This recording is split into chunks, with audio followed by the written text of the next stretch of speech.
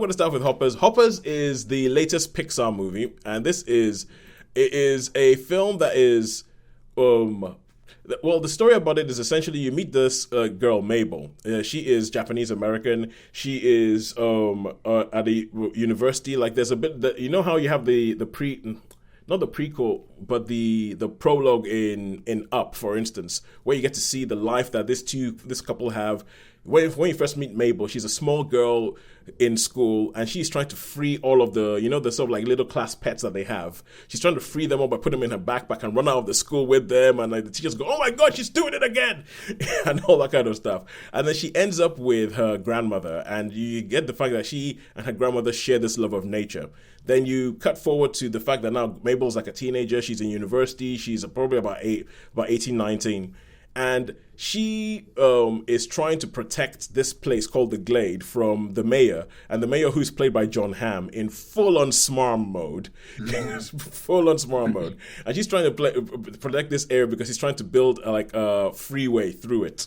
And he says, "But look, there's no animals here. What? I don't know what you're trying to protect. There's no animals." And she finds out that at her university, some scientist has developed this technology where you can put a human mind into a robotic animal body. But this robotic animal body looks like an animal. Nobody can tell the difference between this and a real animal. Not even the animals can tell the difference of it. And so she ends up being put into a beaver. And she makes it her aim to go to that glade and find some other beavers because they've told her that if she can get beavers to come back to that area, then they will not build the freeway. And so much so. The film admits it. There's a line in the trailer, there's a line in the film where they say, we can put this into this. And so like putting the human head into like an animal body. And she's like, "Oh, it's like Avatar." And they're like, "It's nothing like Avatar." But then carries on the fact that she goes in there, and obviously there's an Avatar thing where she goes in and she meets the king of the mammals and all the...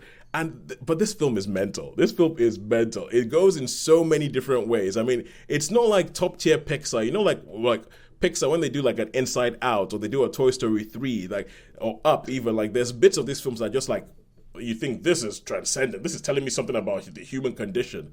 This is more of like a caper, but it is a fun caper. And there's bits where it goes off, where it goes off and you just kind of go, okay, no, now we are no longer we're no longer caring about reality, okay? I know it's an animated movie, but we are no longer caring about reality. There's a bit with a shark that you have to see to believe. You're like, what the hell is going on here?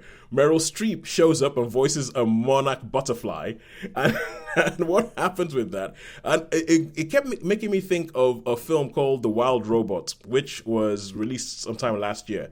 In that sort of similar thing of you have like a robot in the wild and trying to sort of like interact with, because this film, even though it's a kid's film, it is very, very honest about what nature is like.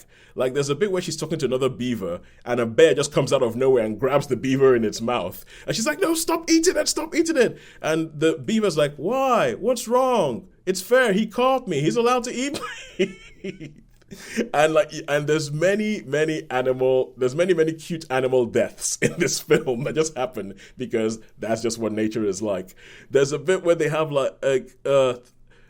it's okay, that's the basic idea, and you can kind of figure out what happens and everything like that. What happens with it's very obviously an ecological film. It's very obviously talking about like, you know, environmentalism and all that, and how we should look after and we shouldn't replace like, you know, areas of natural beauty with concrete and all that kind of stuff. It's very, very much heart on the sleeve, but the way in which it does it and the levels to which it goes and everything, I think is one of the best things Pixar has done for a while. So all in all, I would give it a 4 out of 5. I would say go watch it. Sharon, I know about your animation aversion.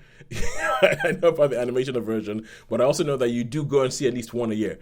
and I'm about 5 years behind on watching anything. Or watching anything animated. Or watching anything animated. Is that the one, Toes? Is that the one with the trailer where it goes, where he's got on the phone in the back of the car?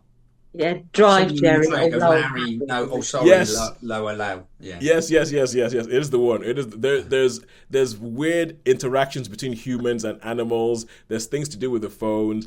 The final shot is actually quite touching in this film. There's quite a few touching bits in this film, and I would recommend it. I would recommend it a 4 out of 5 for me. And to ask the question as to whether I think you should watch Hoppers at home or in the cinema, I would say go see it in the cinema. I think the big screen, there are some things, the shark, there's some bits that I think would really lend itself to the big screen experience, especially if you're in there with a game crowd and because people were just laughing their heads off throughout the whole thing while I was watching it, and there was even a bit in it that made everybody have a sharp intake of breath, like kind of like, did that just happen? It's quite good. So 4 out of 5 for Hoppers. And now we go